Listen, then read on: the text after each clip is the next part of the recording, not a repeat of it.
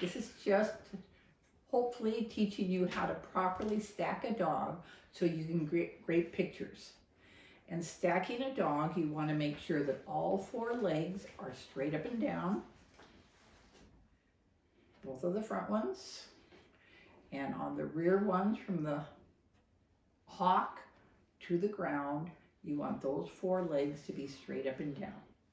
I like to use some cheese because cheese never seems to upset their bellies and settles them down.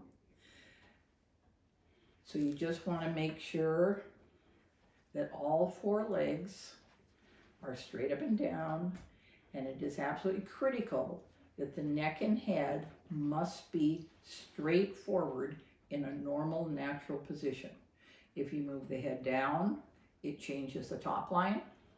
If you move the head up too high, it looks like you have a straighter front. And so everything needs to be with the dog standing four square with all four legs straight up and down. And you cannot fight a dog to put him in this position. With puppies, if they don't want to stand for you, just lightly scrape their feet across your surface a few times, and the surface must be non-skid. It can't be slick, and it can't be something soft, because if it's soft, it hides the feet, and it changes the proportion when you can't see the feet. So it has to be some kind of a non-skid surface. But puppies don't like the feel of motion under their feet.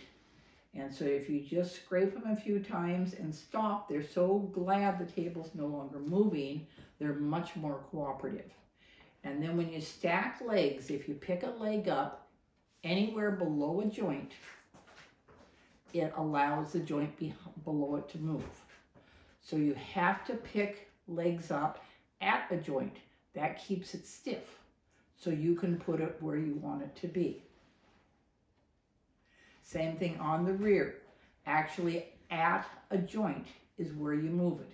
If you move it anywhere else, you lose control. So it has to be at a joint at all times. And this puppy is starting to not like what I'm doing.